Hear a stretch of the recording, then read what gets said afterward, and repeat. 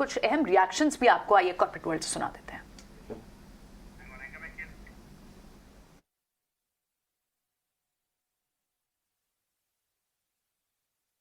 India की जो पहली लॉजिस्टिक्स पॉलिसी है वो लॉन्च हुई है, जिसके चलते हम एक्सपेक्ट कर रहे हैं कि लॉजिस्टिक्स सेक्टर में एक बड़ा चेंज आएगा। उसके मेजर पॉइंट्स क्या हैं? लॉजिस्टिक पॉलिसी लॉन्च की गई है। एक पीएम गति शक्ति पिछले साल उन्होंने लॉन्च किया था नेशनल मास्टर प्लान, उससे इंफ्रास्ट्रक्चर सुधरी, पर पूरे तरीके से लॉजिस्टिक एफिशिएंसी बढ़ाने के लिए उसके साथ उसके systems, processes, skilled man power, ये सब चीज़ों को सुधारने की ज़रूरत है। तो लॉजिस्टिक पॉलिसी इन तीनों चीज़ों को टारगेट करती है। इसमें यूलिप जैसा एक प्लेटफॉर्म है, ई-लॉक्स जैसा सिस्टम है, एजुकेशनल कोर्सेज हैं, स्टैंडर्डाइजेशन ऑफ सारे जो लॉजिस्टिक चीज़ों के स्टैंडर्ड्स हैं उनका वॉलंटरी स्टैंडर्ड्स इंडस्ट्री के साथ बैठ के वर्कआउट किया गया, उसका पब्लिकेशन है।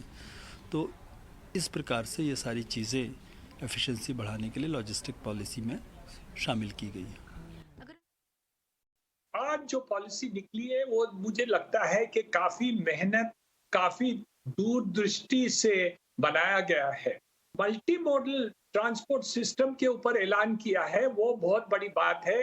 30 से ज्यादा मल्टी मॉडल सेंटर्स बनाना चाहते हैं, जहां एयर, पानी और रोड और रेलवेज, ये चारों को इंटीग्रेट करके मल्टीपल मॉडल कॉरिडोर करना चाहते हैं। सागरमाला प्रोजेक्ट के बारे में जिक्र किया, रोड्स के बारे में जिक्र हुआ कि वो कैसे फायदेमंद हो सकता है। पोर्ट्स के बारे में बात की, उन्होंने इतने एक बहुत ही सिग्निफिकेंट फिगर दिखाए कि पहले जो टर्न अराउंड हमारे जहाज के थे वो 40 घंटे होते हैं, और हम अभी 24 घंटे के अंदर वो ही टर्न अराउंड करते हैं। तो वो ही बहुत बड़ी बात है कि इंटरनेशनल ट्रेड में शिप्स को आप जल्दी से जल्दी टर्न अराउंड करें, तो वो बहुत ही लोगों को फायदा होता है। हमारा कॉस्ट ऑफ ट्रांसपोर्ट और शिप्स को उतना वो कम फ्रेट का चार्ज होता है। तो ये सब देखना जाए तो हम देखें कि बहुत ही बात है। वो है logistics policy. In fact prime minister Modi साहब बोल रहे हैं कि चीते की तेजी से सामान देश भर में घूमना चाहिए, और ये बहुत बड़ा इशू भी है। इससे ऑपरेटिंग कॉस्ट बढ़ती है, टाइम अगर ज़्यादा लगता है। तो आपने इस लॉजिस्टिक्स पॉलिसी के पहले देखा कई सारे लॉजिस्टिक्स स्टॉक्स पहले ही चलना शुरू हो गए थे, आपको कितनी फायदेमंद लगी? कि आपका मौका लगा देखने का? हाँ, तो हमें क्या लगता है कि it's a work in progress, and players will be definitely playing around with the various portals to understand how it works.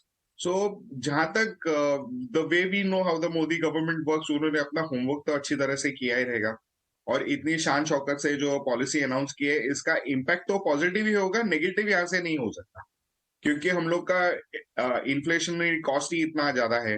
दूसरा चीज क्या, over the last few days we have seen the crude prices come down a bit, तो इसका definitely logistics players के operating cost पे थोड़ा सा असर देगा पॉजिटिवली। और हमें लगता है कि given the export thrust, logistics policy that is come in place, and third thing which people are not aware of is the ONDC network जो play out होने वाला है in a very big way। ये तीनों का combination करके आप देखेंगे तो logistics sector is best placed to benefit from this entire trinity if I may call it। तो इसमें हमें डिलीवरी स्टॉक बहुत अच्छा लगता है। हालांकि मार्केट में because it has got negative margins and things are still not clear on the margin front, people are very sceptical, but हमें लगता है कि डिलीवरी ने जो 70% आउटलायर ग्रोथ बताया against sector which is growing at 15%, इसमें थोड़ी सी भी अपस्विंग आएंगी एबिटा मार्जिन में, which we are quite confident ये स्टॉक काफी जोर से चल सकता है। कुछ स्टॉक्स हैं जिन पर अपनी रिकमेंडेशन विनीत बता रहे हैं, उन्हें गति जैसे स्टॉक्स पसंद आता है, डेली वेरी पसंद उनको स्टॉक आता है जो हाल ही में लिस्ट हुआ था। ये तो एक बड़ा मैटर है जिस पर आज हमारे साथ टीसीआई एक्सप्रेस के मैनेजमेंट भी जुड़ेंगे।